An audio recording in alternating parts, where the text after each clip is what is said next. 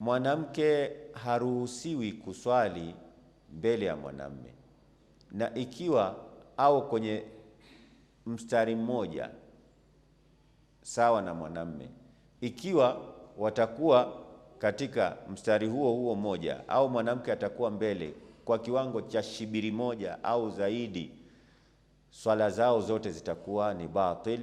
Mwanamke haruhusiwi kuswali mbele ya mwanaume. Kama ataswali mwanamke na anataka kuswali, yani inabidi waswali kwa karibu, mahala ambapo anaruhusiwa ni mahala pa sujudu yake pasipite mahala pa magoti ya mwanamme.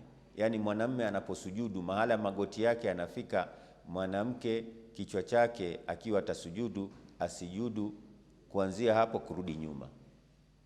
Na lakini kujitoa shakani, ihtiyat ambaye ni bora zaidi, mustahab zaidi, kujitoa shakani zaidi, kama vile kufuatana na Sistani anavyosema, ni kwamba mwanamke bora awe ataswali nyuma, yani mahala pake pa kusujudu pawe ni nyuma ya mahala ambapo mwanamume anaweka miguu yake anaposimama.